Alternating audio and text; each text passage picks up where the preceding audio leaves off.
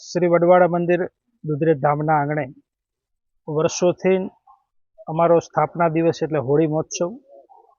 હોળી મહોત્સવના દિવસે અમારા સદગુરુ ભગવાન સષ્ટમ સ્વામી મહારાજે જ્યારે આ વડવાડા મંદિર દુધરેજની સ્થાપના થઈ તે ફાગણ સુદ પૂનમના દિવસે એ વડને રોપેલો, સ્થાપેલો અને દૂધ પૈન અમારી માલધારીની દીકરીઓએ દૂધ રેડ્યું એટલે ગામનું નામ પડ્યું દુધરેજ. એટલે વર્ષોથી અમારા રબારી સમાજ, માલધારી સમાજની અંદર વડવાડા મંદિર દુધરેજ ધામના આંગણે હોળી મહોત્સવ ઘણા વર્ષોથી, લગભગ 550-600 વર્ષથી આ ગુરુગાદીની પરંપરા રહી છે કે હોળી મહોત્સવ ખૂબ ધામધૂમપૂર્વક ઉજવવામાં આવે છે. એ પ્રસંગની અંદર અમારો સમગ્ર ગુજરાત રબારી સમાજ, ઠેઠ રાજસ્થાન, પંજાબ અને હરિયાણાથી અમારો રબારી સમાજ બધા ભાવિક ભક્તો દર્શનાર્થે આવતા હોય છે અને દર્શનનો ભગવાન વડવાડા દેવના આશીર્વાદ લે અને સદગુરુ ભગવાનના આશીર્વાદ લઈને પોતાનું જીવન ધન્ય બનાવતા હોય છે. સાથે આ વર્ષે હોળી મહોત્સવ દર વર્ષે તો ઉજવી જ રહ્યા હોય છે, રાત્રે લોક ડાયરાનો કાર્યક્રમ પણ હોય છે, પણ આ વર્ષે અમારા પરમ પૂજ્ય ગજરાઠ મહામંડલેશ્વર પૂજ્ય સદગુરુ ભગવાન કનીરામ બાપુની એક અતિ પ્રિય ગાય એટલે શીતલ નામની એક ગાય હતી. એ ગાયનું 2017ની અંદર અવસાન થયું, ગૌલોકવાસ થઈ અને એની યાદગાર રૂપે અમે વડવાડા મંદિર દુધરેજ ધામની અંદર આપણા વડવાડા મંદિરથી 1 કિલોમીટર આગળ આપણે એ ગૌશાળાનું નવનિર્માણ કર્યું છે.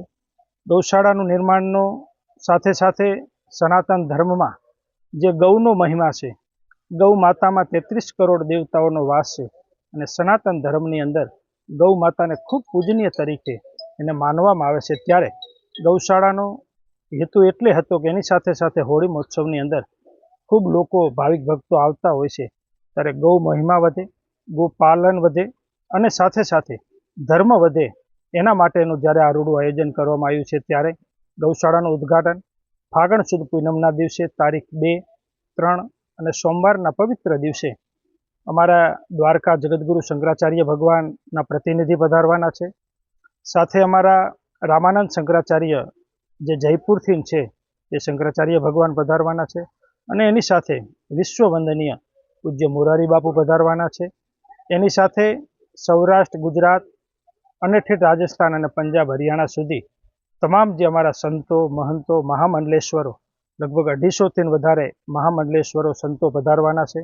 એની સાથે જે ગૌશાળામાં અમારા નવનિર્માણમાં દાતા પરિવારો તે પણ ખૂબ પધારવાના છે અને એની સાથે આખો અન્ય રબારી સમાજ, સૌ ભાવિક ભક્તો ખૂબ મોટી સંખ્યામાં આ 1 તારીખ અને 2 તારીખનો ધર્મ લાભ લેવાના છે.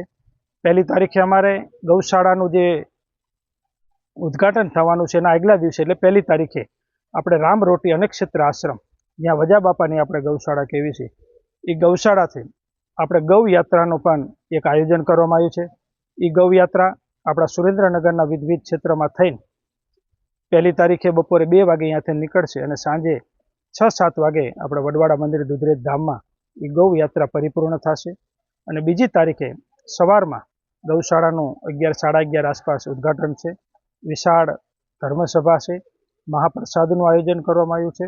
બપોર પછીના જે ગૌ પ્રેમીઓ છે, રાજકીય મહેમાનો છે, સામાજિક આગેવાનો છે, એનો સન્માન સમારંભ છે.